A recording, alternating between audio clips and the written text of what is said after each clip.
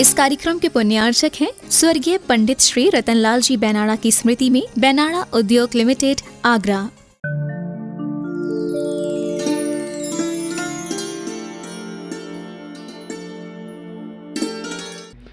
तो प्रतिसत्ता में होती हैं अनगिन संभावनाएं।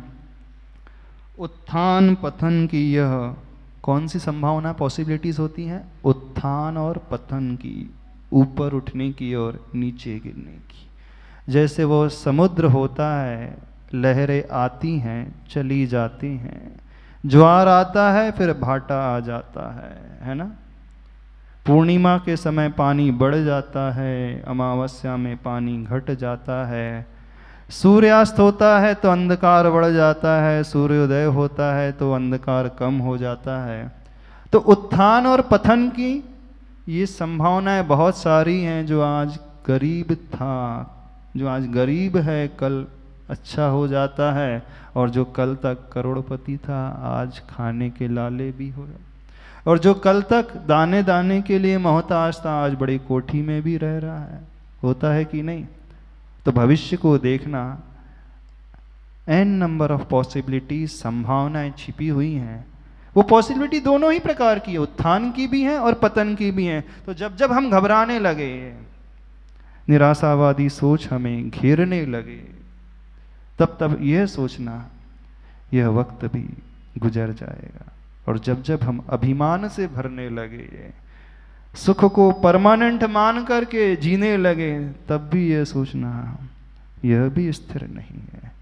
अर्थात कुछ ऐसा है जो हमारे भीतर अनित्य है और कुछ ऐसा भी है जो नित्य है। तो जो नित्य होता है वो सत्ता वाला होता है, आत्मा है, द्रव्य है, और जो अनित्य है, परिणमन वाला होता है, वो पर्याय है, वो विचार हैं, वो दुख के दिन है अथवा वो सुख के दिन है।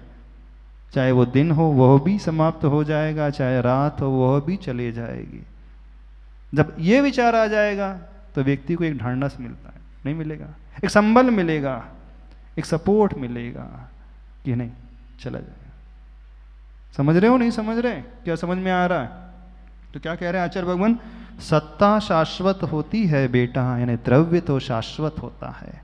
प्रतिसत्ता यानी पर्याय में होती हैं अनगिन संभावनाएं।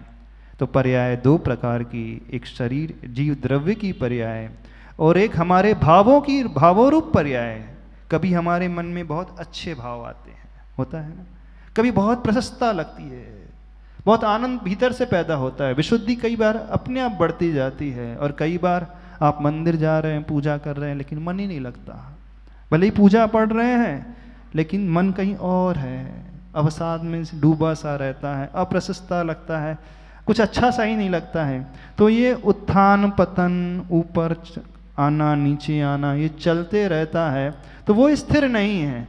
लेकिन स्थिर कौन रहता है? हमारी आत्मा, द्रव्य, वही सत्ता है। उसमें कभी परिवर्तन नहीं होता है। परिवर्तन तो इस शरीर आदि में होगा, अथवा परिवर्तन उन भावों में होगा। तो गलत भाव भी आ जाएं, निगेटिविटी के भाव भी आ जाएं, तो वह भी स्थिर नहीं है, ऐसा सोचना। वेदना के भाव आ रहे हैं, दुख के दिन आ रहे हैं, तो वह भी स्थिर नहीं है। उत्थान पतन की वह संभावना है। कैसे उदाहरण दे रहे हैं? खसखस का दाना सा बहुत छोटा होता है, बड़ का बीज वह समुचित क्षेत्र में उसका वपन हो, समयोचित खाद हवा जल उसे मिले, अंकुरित हो कुछ ही दिनों में विशाल काय धारण कर वट के रूप में अवतार लेता है। वट वृक्ष देखा है? बड़ का पेड़, बनियान ट्री, कितना बड़ा होता है। इसकी जटाएं जो है नीचे आते रहती हैं और वह फिर जड़ का रूप ले लेती है, फिर उससे एक नया वृक्ष और खड़ा हो जाता है। और उसका बीज देखा है? खसखस का दाना देखा है? पोस्ता जिसे बोलते हैं, कितना छोटा होता है, बहुत छोटा। तो बट जो वृक्ष होता है उसका जो बीज खसखस के दाने से भी छोटा होता है। अब कोई खसखस के दाने से छोटे बीज को देखे और ये समझ ले ये भी कोई स्थिति है? इतना छोटा, इतना छोटा सा मेरा जीवन, कुछ है ही नहीं, तो मर जाएगा वो, कुछ नहीं कर पाएगा जिंदगी, हार जाएगा वो। लेकिन उस वृक्ष के बीज में जो वृक्ष को देख लेता है वो जीत जाएगा, आगे बढ़ जाएगा।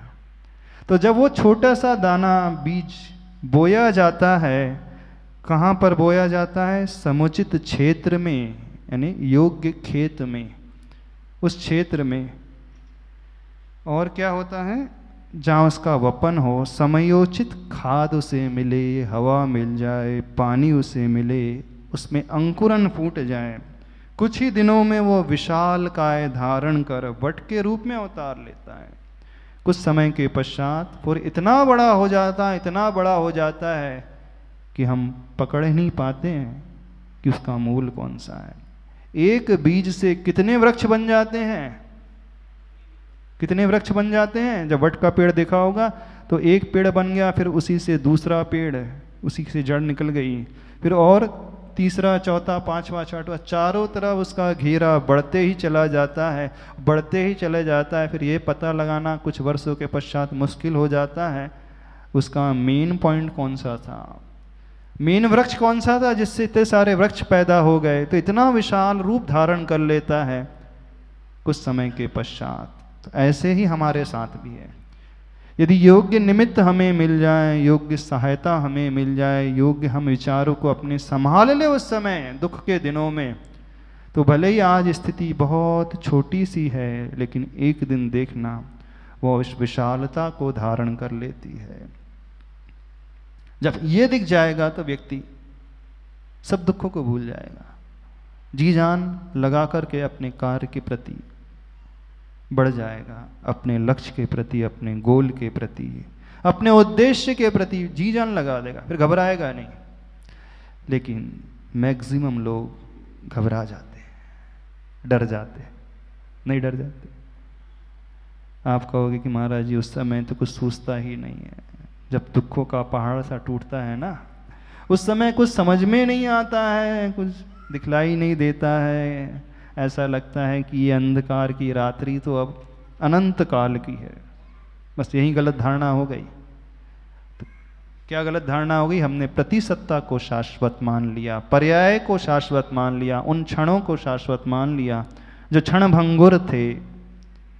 समझ रहे हो नहीं? यही इसकी महत्ता है, यही इसका इंपॉर्टेंस है। महत्ता मतलब इंपॉर्टेंस। सत्ता शाश्वत होती है, सत्ता भास्वत होती है बेटा। भास्वत का अर्थ है प्रकाशमान। भास्कर किसे कहा जाता है? सूर्य के लिए भास्कर कहा जाता है। सूर्य का एक दूसरा नाम संस्कृत में क्या आता है? भास्कर। भास्कर क्यों? जो भा यानी अपनी किरणों को फैलाता है, आभा को फैलाता है, प्रकाश को फैलाता है। तो सत्ता कैसी होती है? शाश्वत भी होती है और भास्वत भी होती है, यानी एक प्रकाश का पुंज उसके भीतर समाहित है कि नहीं? हमारी आत्मा में कितना समाहित है, कितना बड़ा प्रकाश समाहित है। भगवान बन सकते हैं। अनंत प्रकाश, अनंत सुख, अनंत शक्ति, अनंत बल, अनंत ज्ञान, अनंत दर्शन, अनंत चतुष्टय किसमें है? सत्ता में। यानी वो क्षमता सबके भीतर है। इसकी आवाज़ को थोड़ी सी बताओ। सबके भीतर है। कोई डाउट तो नहीं है आप लोगों के मन में? हमने कहा था कुछ लास्ट 10 मिनट्स थोड़ा सा डाउट क्लियर सेशन में रख देंगे। सत्येंद्र जी, कोई प्रश्न तो नहीं है? किसी को कोई पूछना तो नहीं है कि आगे चलें? यदि पूछना हो तो पूछ सकते हो, नहीं तो फिर हम आगे बढ़ें। नहीं तो आप चिट में लिख करके दे भी सकते हो, नहीं तो आगे चलते हैं। रहस्य में पड़ी इस गंध का अनुपान करना होगा। ये सीक्रेट है। रहस्य में उस गंध का अनुपान करना होगा ना, उसे सूंघना होगा जो रहस्य में छिपी हुई है, सीक्रेट है, दिखलाई नहीं दे रही है पर है। क्या दिखाई नहीं दे रहा? हमारा पोटेंशियल हमें दिख नहीं रहा पर है। हमारी क्षमता हमारे भीतर है पर दिखाई नहीं दे रही है। तो जो अपनी क्षमता को पहचान जाता है, अपने पोटेंशियल को पहचान जाता है, उस रहस्य में पड़ी हुई गंध को सूंघ लेता है, वही जीवन में आगे बढ़ता है। तो आचार्य भगवान कह रहे हैं रहस्य में पड़ी इस गंध का अनुपान करना होगा। आस्था की नासा से सर्वप्रथम समझी बात। पेज नंबर 8, प्रश्न नंबर 8। कैसे उस गंध का अनुपान होगा, वो सुगंधी कैसे आएगी? आस्था की नासा से। किसे उस छोटे से खसखस के दाने बराबर बीज में वृक्ष दिखलाई देगा? बताओ। आंखों से दिखलाई नहीं देगा। जिसकी आस्था गहरी होगी, नहीं, इसी बीज से वो वृक्ष पैदा होता है। भले ही बीज बहुत छोटा है, लेकिन एक दिन ये इतना विशाल रूप ले सकता है। जिसकी आस्था होगी वही उस गंध को पा सकता है, उसे देख सकता है। जिसकी ये श्रद्धा होगी वही ये विश्वास कर सकता है कि मेरी आत्मा में भी अनंत शक्ति मौजूद है। बताओ कितने लोगों की आस्था है? आस्था है? किस बात की आस्था? अभी हम शास्त्रों की बात नहीं कर रहे हैं। आप पढ़ा है बोल दोगे, हाँ मेरे अंदर भी भगवान बनने की शक्ति है। अब हाथ खड़ो, कितने लोगों के मन में वो श्रद्धा है, आस्था है कि जो हमारे दिन हैं वो हमेशा नहीं रहेंगे? प्रैक्टिकल वे में पूछ रहे हैं। कितने लोगों के जीवन में कष्ट हैं, बहुत सारे दुख हैं, परेशानियां हैं, कठिनाइयां। थोड़ा हाथ खड़े कर ले, खड़े तो कर लो। कठिनाइयां हैं, बड़े दुख हैं, बड़ी दूभर स्थिति है, बड़ी पोजीशन थोड़ी सी कैसी है? आर्थिक रूप से नहीं, मानसिक रूप से पूछ रहे हैं, पारिवारिक रूप से पूछ रहे हैं, संबंधों को लेकर के पूछ रहे हैं, आपस के विचारों को लेकर के पूछ रहे हैं। भले ही आर्थिक रूप से तो सक्षमता सबके पास है, लेकिन आपस में ट्यूनिंग नहीं बैठती है, मेल मिलाप नहीं है, मन मुटाव रहता है, अच्छा सा नहीं लगता है। वो हमें नहीं पसंद करता, हम उसे पसंद नहीं करते, वो हमारी निंदा बुराई करता रहता है, वो हमारे ऊपर कमेंट्स करते रहता है, वो हमारी टांग खिंचाई करते रहता है। होता है कि नहीं? नहीं होता? समाज में होता रहता है, घर परिवार में, खानदान में होता रहता है। बड़ा टेंशन है घर में, परेशानी ही है घर में। वो सास बहू से परेशान है तो बहू सास से परेशान है, ननंद भौजाई से परेशान है तो देरानी जेठानी से परेशान। किससे? सबके घर में परेशानी है कि नहीं? अब तो बता दो। आप हाथ खड़े करो, किन किन के घर में परेशानियां हैं। नहीं है तो साक्षात भगवान के बाद आप ही का नंबर आएगा, फिर आप ही की पूजा शुरू हो जाएगी। सब सुखी हैं, भगवान बनने वाले हैं। हम तो चाह रहे हैं आप जैसे सुखी सभी लोग हो जाओ। तो फिर ये आशीर्वाद दे दे, जैसे आप वर्तमान में सुखी हैं हमेशा के लिए ऐसे सुखी बने रहो। ये आशीर्वाद दे दे, जैसे आप अभी वर्तमान में सुखी हो तो हमेशा के लिए ऐसे ही सुखी बने रहो। अब तो ठीक है ना, आपने कहा हम लोग सुखी हैं, तो फिर हमेशा के लिए ऐसे सुखी बने रहो, अनंत काल के लिए ऐसे सुखी बने रहो, हर भाव भाव में ऐसे सुखी बने रहो। अब तो ठीक है? नहीं, अब तो डर लगने लगा, क्योंकि पोल खुल गई ना। नहीं है तो दुखी है ना, हर कोई दुखी है। लेकिन जो दुख के क्षणों में सुख खोज लेगा वो कौन होगा? वो आस्थावान व्यक्ति होगा कि नहीं, मेरा यह दिन भी बदल जाएगा। क्यों? क्योंकि मुझे उस खसखस के दाने में वो विशाल वट वृक्ष दिखलाई दे रहा है। मुझे यह भी विश्वास है कि प्रतिशतता जो है वह शाश्वत नहीं होती है, उसमें हमेशा अनगिनत संभावना है। आज भले ही कष्ट के, दुख के दिन, परेशानी के दिन हैं, लेकिन कल यह दिन भी बदल जाएगा। आस्था होगी तो, और नहीं आस्था होगी तो वो डिप्रेशन में आ जाएगा, बीमार हो जाएगा, हैरान परेशान हो जाएगा कि नहीं? तो क्या हूँ, आप लोग कैसे हो? कैसे हो? कितने गहरे भाव छिपे हैं इस मूक माटी ग्रंथ में। पकड़ में आ रहे हैं भाव? नहीं पकड़ में आ रहे हैं। आचार्य भगवान का चिंतन तो देखो कितना गहरा चिंतन है। हमें इस चिंतन को पकड़ना आना चाहिए, बस और कुछ नहीं। यदि चिंतन हम पकड़ना सीख लें तो एक मूक माटी आपके लिए अमृत साबित हो जाएगा। हम कह रहे हैं ये मूक माटी महाकाव्य अमृत साबित हो जाएगा, आपके लिए अमृत साबित हो जाएगा। बस पकड़ने की उस दृष्टि को लाना है। तो वो दृष्टि कैसे पैदा होगी? आस्था के माध्यम से पैदा होगी। तो आचार्य भगवान लिख रहे हैं, आस्था की नासा से सर्वप्रथम समझी बात। क्या है? रहस्य में पड़ी इस बात का, इस गंध का अनुपान करना होगा। आस्था की नासा से सर्वप्रथम समझी बात। समय आपका हो रहा है, ये हो गया, 5 मिनट है। हाँ, तो किसी को कोई डाउट है? कोई क्वेश्चन तो नहीं है? पूछना तो नहीं है?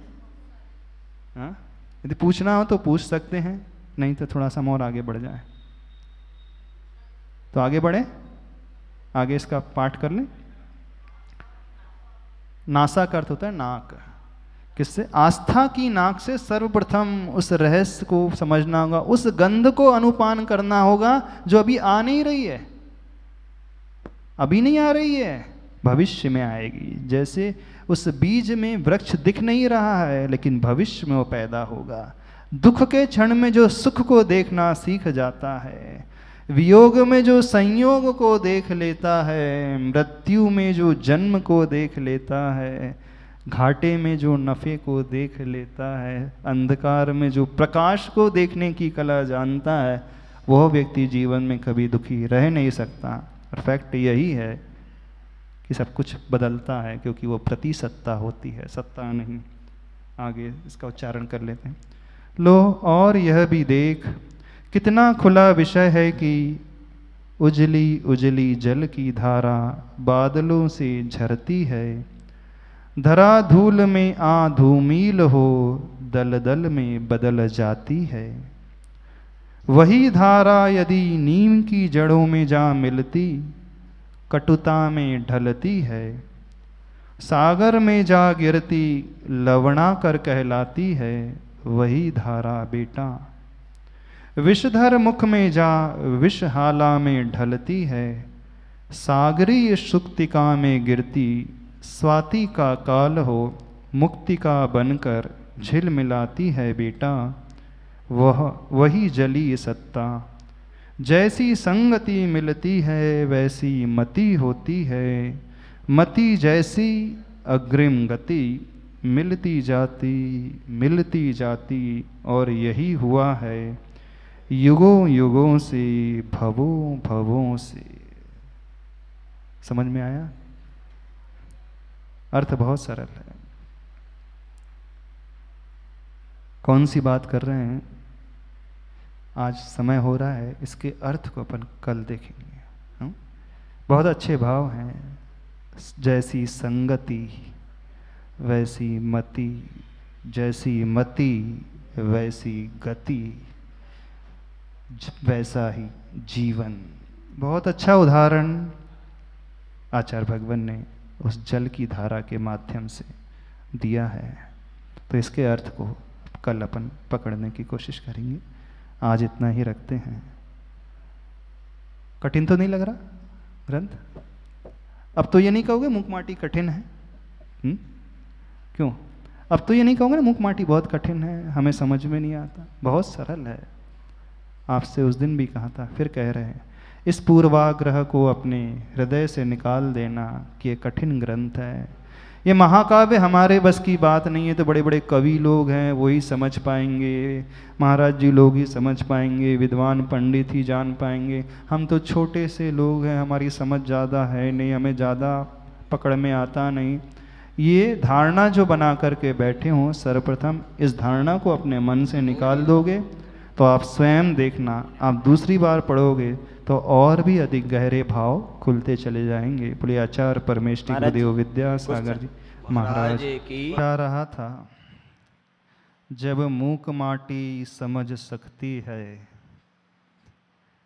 जो माटी मौन रहती है वह बोल सकती है। वह अनगढ़ माटी अपने रूप को बदल सकती है, अपने उन पत्थरों कंकरों को निकाल करके शुद्ध हो सकती है। वह पददलिता माटी जो लोगों के पैरों में आती थी, जिसे दुनिया बहुत तुच्छ मानती थी, जिसे दुनिया कभी अच्छा स्वीकार नहीं करती है, वह भी अपना विकास करके कलश का रूप धारण कर सकती है। तो हम सभी लोग तो सजीव माटी की भांति हैं। ऐसी माटी है जिसके भीतर चेतना भी है, जिसके भीतर ज्ञान भी है, जिसके भीतर विवेक भी है, जिसके भीतर मन भी है, जिसके भीतर सोचने और सुनने की शक्ति भी है, जिसके भीतर ग्रहण करने की वो भावना भी है। जब इतना हम सब के भीतर है तो फिर क्यों नहीं हमारा विकास उस माटी से कलश की भांति, श्रावक से भगवान की भांति हो जाएगा, अर्थात अवश्य हो जाएगा। ऐसी भावना अभी संचालक महोदय अभिव्यक्त कर रहे थे। आप लोग इस बात से एग्री हो कि नहीं हो? हाँ, समस्त छिपी टोला वालों, आगरा वालों, आप लोग इस बात को स्वीकार करने के लिए तैयार हो कि नहीं हो? आप लोग इस बात को भीतर से मानने को तैयार हो कि हम भी अपना विकास कर सकते हैं, हम भी ऊंचाइयों को छू सकते हैं। जिन सपनों को, एक बात और कही गई कि अभी तक हम लोगों ने कोई सपने देखे ही नहीं। हाँ। जब व्यक्ति अपनी संभावनाओं को भूल जाता, अपनी क्षमताओं को भूल जाता है, तो वह यह मानने लगता है कि मेरे भीतर तो कुछ है ही नहीं, मैं जिंदगी में कुछ कर ही नहीं सकता, मैं बहुत छोटा सा अदना सा बालक हूँ, न मेरे भीतर इतनी सामर्थ्य है, न मेरे भीतर इतनी शक्ति है। आज तक मैंने ज़िंदगी में कभी ऊंचाइयों को देखा नहीं है। आज तक मैं जहाँ रहा हूँ, जिन लोगों के साथ रहा हूँ, कहाँ रहे हो आप लोग? जब हम लोग आहार के लिए निकलते हैं तो बहुत छोटी छोटी सी गलियाँ हैं। हमने तो सोचा था कि आगरा में चतुर्मास कर रहे हैं, पर आप लोगों के घर और गलियों को देख कर के लगता है कि आज भी छिपी टोला आगरा वाले अपनी पुरानी संस्कृति से जुड़े हुए हैं। जो धर्म की संस्कृति आपके पूर्वजों ने आप लोगों को सिखलाई है, उसी संस्कृति का पालन आप लोग करते जा रहे हैं, उसी भक्ति में डूबे हुए हैं। चाहे भक्ति गुरु की हो, करनी हो, चाहे भक्ति उस भगवान की करनी हो, तो हम भक्ति करना जानते हैं। जानते हो कि नहीं? हाँ, अच्छे से जानते हो कि नहीं? और जो भगवान का और गुरु का भक्त होता है वो कैसा होता है? वह आज्ञा को शिरोधार्य करने वाला होता है, मानने वाला होता है। वह आज्ञा को सुन कर के, उपदेश और संदेश और संकेत को सुन कर के टालने वाला नहीं होता है। प्राय श्रावकों की यही दशा है। कैसी दशा? इसी मूक माटी काव्य में आएगा। कंकरों की दशा होती है। कंकड़ कैसे होते हैं? कंकड़ के ऊपर पानी डाला जाता है तो ऊपर से गीले हो जाते हैं, लेकिन थोड़ी देर बाद ही वह पानी सूख जाता है। न वे कंकड़ माटी में मिल पाते हैं और न ही वो गीले रह पाते हैं। अर्थात जैसे वो कठोर थे पहले सींचने के, बिल्कुल वैसे ही बाद में हो जाते हैं। तो एक कंकड़ की प्रवृत्ति होती है जो थोड़ी देर तक तो भीगता है लेकिन पुनः सूख जाता है, और एक माटी की प्रवृत्ति होती है जो भीगती है तो अपने भीतर उस नरमाहट को, अपने भीतर उस आर्द्रता को बनाए रखती है। और न केवल बनाए रखती है, और जब सूखती भी है तो एक नए आकार को लेकर के सूखती है। जैसे वो माटी गीली रहती है तो अपने भीतर नमी रहती है, जब सूख जाती है तो कौन सा आकार निकल करके आ जाता है? उस कलश और घड़े का आकार निकल करके आ जाता है। वो कलश अथवा वो घड़ा जो है एक मांगलिक चिन्ह माना जाता है। चाहे गुरु का पड़गाहन करना हो, चाहे शीतल जन का पान करना हो, तो जो माटी स्वयं में कुछ नहीं कर पाती थी, लेकिन सूख करके जो रूप ले लिया उसने, वह रूप बहुत उत्कर्ष रूप माना जाता है। तो हम तो यही समझ रहे हैं कि श्रावक जो हैं आप लोग कैसे हों? कंकर की भांति हो कि माटी की भांति हो? थोड़ा सा बता दो, जोर से कह दो। हाँ, कंकर की भांति तो नहीं हो। कंकर रेतीले होते हैं, उसका आवरण भी कठोर होता है, उसके भीतर कुछ प्रवेश नहीं करता है, वो अंदर से भी कठोर होता है। लेकिन माटी जो होती है वो बहुत सॉफ्ट होती है, वो अंदर से भी गीली हो जाती है, बाहर से तो भीगती है लेकिन अंदर से भी भीग जाती है।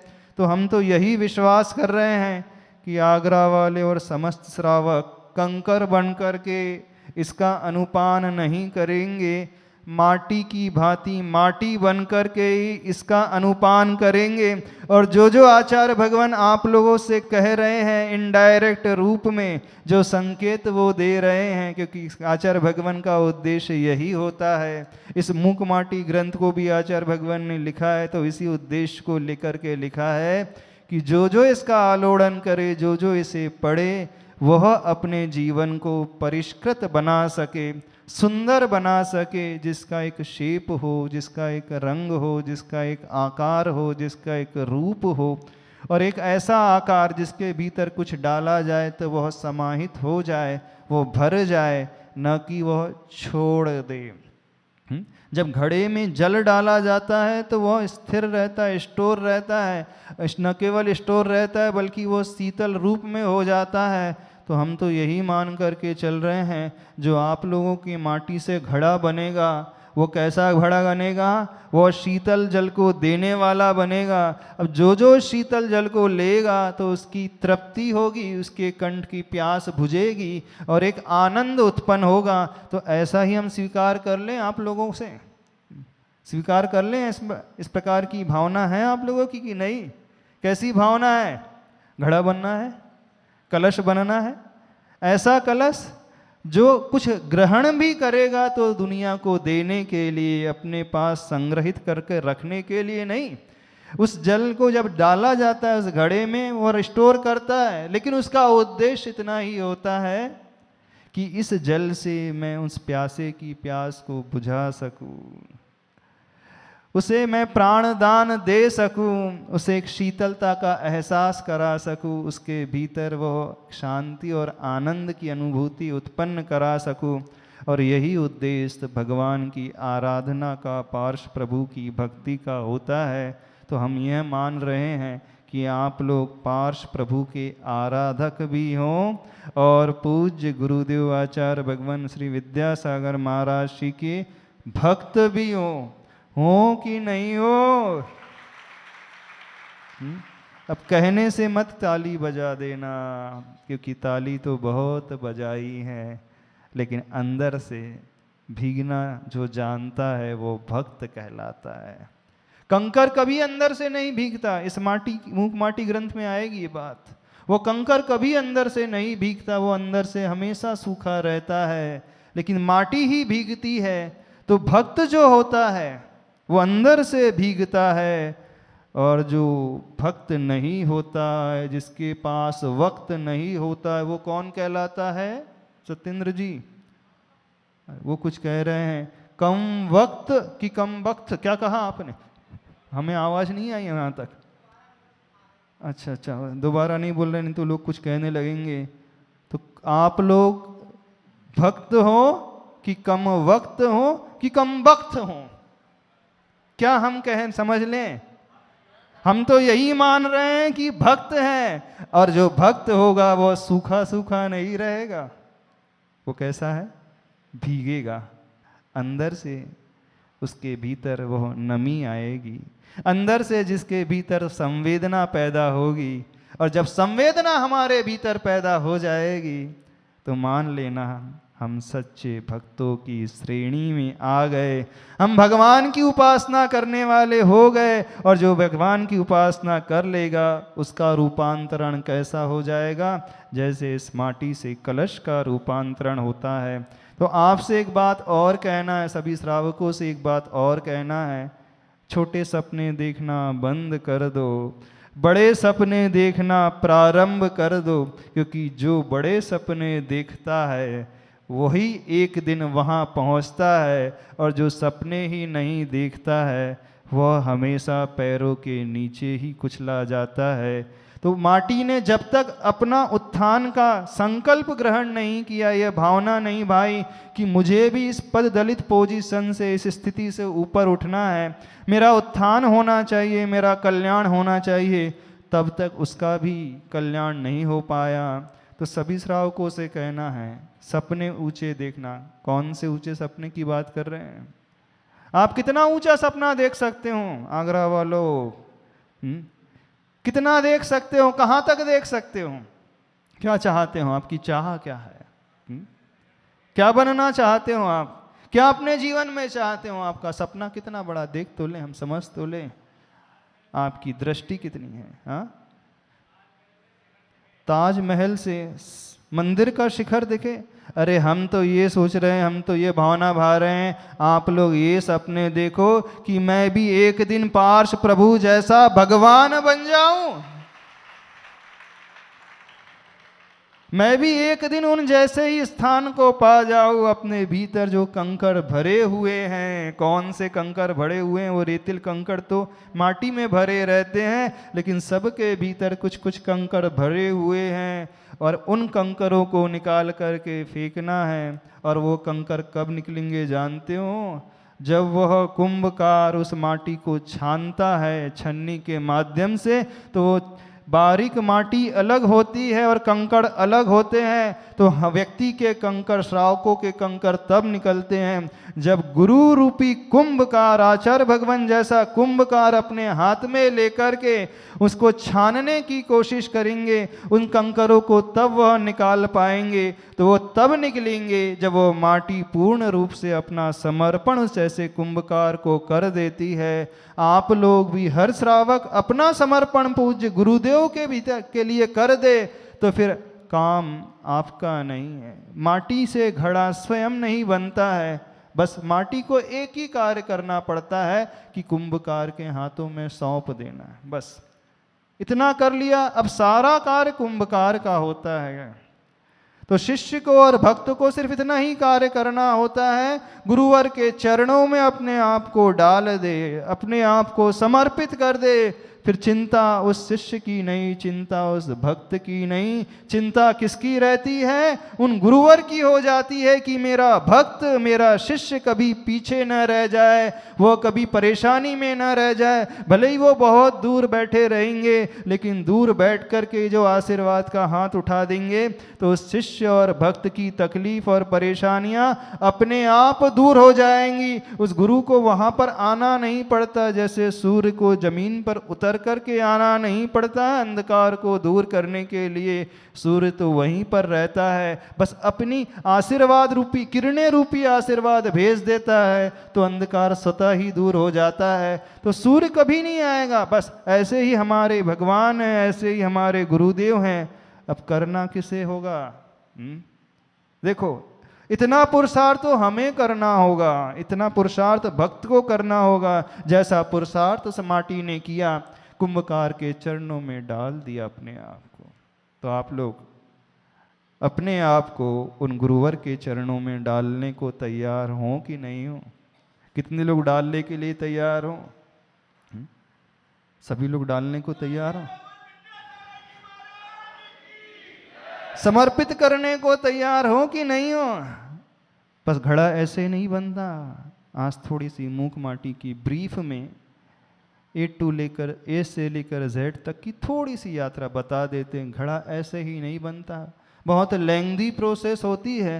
पहले उस माटी को छानना पड़ेगा, कंकर अलग होंगे, फिर उसे में पानी डालना पड़ेगा, फिर एक शेप देना पड़ेगा, फिर कुम्हार उस चाक में शेप देता है, फिर शेप देकर धूप में उसे सुखाता है। इतना ही नहीं, फिर उसे हवा में सुखाता है, उस भट्टी में सुखाता है, और इतना ताप दिया जाता है, इतना ताप दिया जाता है, तब कहीं उस ताप को सहन करके वह शीतल जल योग्य देने योग्य घड़ा बन पाता है। ऐसे ही वह शीतलता अपने भीतर प्राप्त नहीं कर पाता। यदि आप लोग भगवान बनना चाहते हो अथवा भगवान के भक्त कहलवाना चाहते हो, उस घड़े का रूप धारण करना चाहते हो, तो बहुत ताप सहन करना पड़ेगा। एयर कंडीशन में बैठ कर के कभी घड़ा नहीं बन सकता, इस बात को समझ लेना। सुविधाओं में रह कर के, अनुकूलताओं में रह कर के कभी भी हमारी उन्नति हो नहीं सकती। यदि हम अपनी उन्नति चाहते हैं, यदि आप सपना बड़ा देखना चाहते हो, तो सपना बड़ा देख लेने मात्र से कोई कार्य संपन्न नहीं होता है। उस सपने को देखने के पश्चात तद अनुरूप उसके योग्य कार्य भी करना पड़ता है। अपने आप को भट्टी में झोंकना पड़ता है। वो झोंकने को तैयार हो? कितने लोग भट्टी में झुकने को तैयार है अपने आप को? और भट्टी का तापमान आसान नहीं रहेगा सहन करना, याद रखना। 100 डिग्रीज में नहीं, वो 1000 डिग्री में टेम्परेचर पहुंच जाता है। सब कुछ जल करके वो लाल काला हो जाता है, यानी सब कुछ जलाना पड़ता है, इतनी ताप इतनी अग्नि सहन करना पड़ता है। जो व्यक्ति इतनी अग्नि सहन कर पाता है तभी उसका विकास हो सकता है। तो बताओ, इतनी अग्नि सहन करने को तैयार हो, इतनी मार झेलने को तैयार हो? इतना ही नहीं, जब वो घड़ा बनाता है तो भीतर हाथ पसार के बाहर मारे चोट। मान जानते हो कि नहीं? कैसे जो घड़ा बनाता है, भीतर हाथ पसार कर बाहर मारे चोट। घड़ घड़ काढ़े कोट, गुरु कुम्हार शिष्य कुंभ है। घड़ घड़ काढ़े खोट, भीतर हाथ पसार के बाहर मारे चोट। ऐसा लगता है कि कुंभकार बाहर से चोट मार रहा है, लेकिन वो चोट अकेले नहीं मार रहा है, भीतर से एक सहायता, एक सपोर्ट देता है कि घड़े का रूप बिगड़ ना जाए। इतनी ही चोट मारेगा कि उसका आकार सही हो जाए। यानी वो अपने दूसरे हाथ में उस चोट को झेलता है और बाहर से उस खोट को निकालने के लिए चोट देता है। तो ऐसे ही गुरुवर है, यदि वह खोट को निकालने के लिए चोट मारेंगे भी तो क्यों मारेंगे? पहले वो तो खोट निकालना है, लेकिन अंदर का हाथ उनका स्वयं का रहता है। जैसे वो माँ बच्चे को मारती है, आचार्य भगवान बहुत अच्छा उदाहरण देते हैं। यहाँ तक तो जोर से लेकर के आती है, लेकिन जैसी गाल के निकट आती तो थोड़ी सी स्पीड कम कर देती है कि ज़्यादा चोट ना आ जाए बच्चे को। लेकिन बच्चे को ये भान रहना चाहिए कि माँ बहुत ज़ोर से मार रही है, लेकिन बच्चा ये नहीं समझ पाता है कि बाद में उसने गति कम कर दी। वैसी जैसी माँ होती है, ठीक वैसे ही गुरु महाराज होते हैं। हमें दिखेगा कि वो चोट कर रहे हैं, चोट मार रहे हैं, वो चोट नहीं मार रहे हैं। पहले उन्होंने अपना अंदर हाथ दे दिया हमारी रक्षा के लिए, फिर बाद में चोट मारते हैं। तो चोट को भी सहन करने की जिसके भीतर आदत होगी वही अपनी खोट को निकाल सकता है। और आगरा वालों में तो क्या क्या भरा हुआ है, क्या क्या भरा हुआ है आगरा वालों में, समस्त रावकों में खोट के अलावा कुछ भरा ही नहीं है। हर संसारी जीव की यही स्थिति है, सबके भीतर बड़ी बड़ी खोट भरी है। अब हम खोट निकलवाने को यदि तैयार हैं तो हमें चोट भी सहन करना पड़ेगा। तो सहन करने को तैयार हो कि नहीं?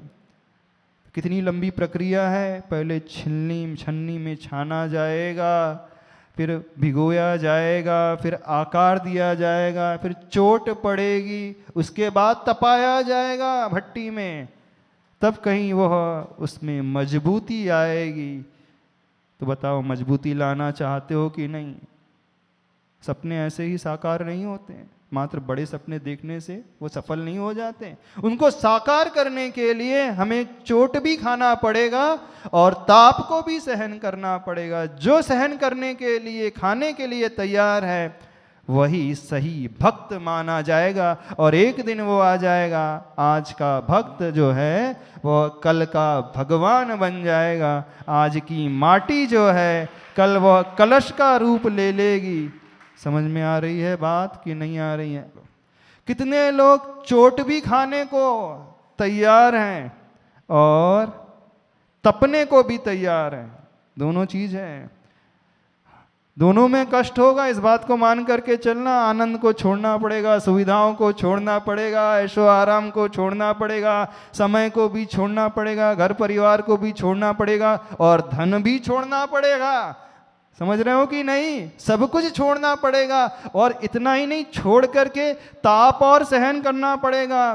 कुछ बाहर का ताप होता है, कुछ भीतर का ताप होता है, कुछ शब्दों का ताप होता है, किसी की बोली का ताप होता है, किसी के व्यंगों का ताप होता है, और न जाने कितने प्रकार की चोट पड़ती हैं, हम नहीं जान सकते।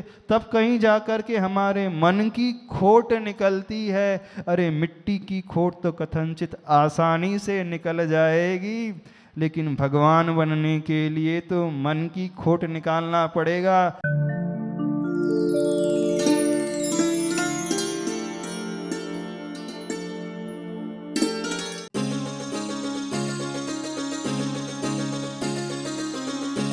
इस कार्यक्रम के पुण्यार्चक थे स्वर्गीय पंडित श्री रतनलाल जी बैनाड़ा की स्मृति में बैनाड़ा उद्योग लिमिटेड, आगरा।